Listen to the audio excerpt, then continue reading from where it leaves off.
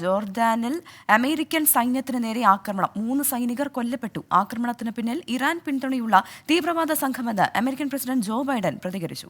അമേരിക്കയിലെ ന്യൂ ജേഴ്സിയിൽ നിന്ന് മധു കൊട്ടാരക്കര ചേരുന്നുണ്ട്. Good morning, good evening. രണ്ടുമാണ്, പക്ഷെ നമ്മുടെ വാർത്ത ഒരു അസ്വസ്ഥതപ്പെടുത്തുന്ന വാർത്ത തന്നെയാണ് വരുന്നത്.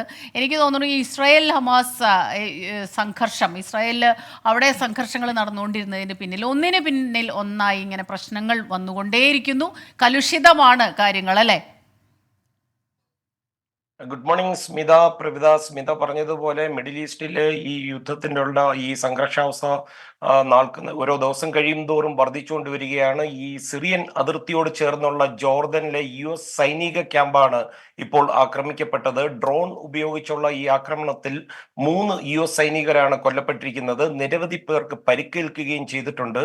ഇസ്രയേൽ ഹമാസ് യുദ്ധം ആരംഭിച്ചതിന് ശേഷം ഇത് ആദ്യമായിട്ടാണ് ഇത്ര വലിയ തോതിലുള്ള ഒരു ആക്രമണം അമേരിക്കൻ സേനയ്ക്ക് നേരെ ഉണ്ടാകുന്നത്. സംഭവം അമേരിക്കൻ പ്രസിഡന്റ് ജോ ബൈഡനും മറ്റ് ഉന്നത ഉദ്യോഗസ്ഥരും അല്പം മണിക്കൂറുകൾക്ക് മുമ്പ് സ്ഥിരീകരിച്ചിട്ടുണ്ട്. ആക്രമണത്തിന് പിന്നിൽ ഇറാന്റെ പിന്തുണയുള്ള തീവ്രവാദ ഗ്രൂപ്പുകളാണെന്നാണ് ബൈഡൻ പറയുന്നത്. അമേരിക്ക നിശ്ചയിക്കുന്ന സമയത്ത് ഈ ആക്രമണത്തിന് പിന്നിലുള്ളവർക്ക് തിരിച്ചടി നൽകുമെന്നുള്ള കാര്യത്തിൽ യാതൊരു സംശയവും വേണ്ട എന്ന് മാധ്യമ പ്രവർത്തകരോട് സംസാരിക്കവേ ബൈഡൻ പറഞ്ഞു. കുറഞ്ഞത് 34 സൈനികർക്കെങ്കിലും മസ്തിഷ്ക പരിക്കുകൾ ഉണ്ടായിട്ടുണ്ടെന്നുള്ള റിപ്പോർട്ടുകളും വരുന്നുണ്ട്. ഇത് സ്ഥിരീകരിച്ചിട്ടില്ല. ഗുരുതരമായി പരിക്കേറ്റവരെ വിദഗ്ധ ചികിത്സയ്ക്കായി ഈ സൈനിക ക്യാമ്പിൽ നിന്ന് മാറ്റിയിട്ടുണ്ട്. ഈ ഒരു ആക്രമണത്തോടെ നേരത്തെ സ്മിത സൂചിപ്പിച്ചതുപോലെ മിഡിൽ ഈസ്റ്റിലെ സംഘർഷാവസ്ഥ കൂടുതൽ രൂക്ഷമാവുകയാണ്.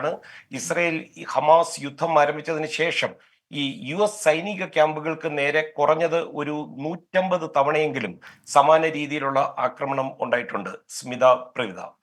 ശരി, ഇന്നലെ നമ്മുടെ സമ്മേളനമൊക്കെ ഇരുന്ന് കണ്ടു കാണുമല്ലോ, അല്ലേ? വലിയ സന്തോഷമാണ്. ശരിക്കും ഒരുപാട് പേര് ചോദിക്കുന്നുണ്ടായിരുന്നു, മധു കൊട്ടാരക്കര ശരിക്കും അമേരിക്കയിൽ തന്നെയാണോ എന്ന് 2-3 പേര് എന്നോട് തന്നെ ചോദിച്ചു. തീർച്ചയായിട്ടും സ്മിത, പ്രവിത, ഒരുപാട് അമേരിക്കൻ മലയാളികൾ ഇത് യൂട്യൂബിൽ കൂടെ കണ്ടു. തന്നെയുമല്ല, നമുക്ക് ഏറെ സന്തോഷം അമേരിക്കയിലും ന്യൂയോർക്കിലും ഫിലാഡൽഫിയയിലും ഒക്കെയുള്ള നമ്മുടെ പ്രേക്ഷകർ ഒരു ചാനലിന്റെ ഒരു പരിപാടിക്കായിട്ട് അവർ കുറഞ്ഞ സമയത്തേക്കായിരിക്കും നാട്ടിലെത്തുന്നത്. എന്നിട്ട് പോലും അവരുടെ ഒരു ദിവസം അതിനായിട്ട് മാറ്റിവെച്ച് അവിടെ വന്നു. തന്നെയുമല്ല, ഈ കവിതയും കഥക്കും ഈ ഒന്നിനൊന്ന് നമ്മൾ ഈ മോഹൻലാൽ, ജഗദീഷ് ആ രംഗം പോലെ പൊരുതുന്നത് കണ്ടതും ഒക്കെ സന്തോഷം തോന്നി. Thank you. സന്തോഷം, താങ്ക് യു.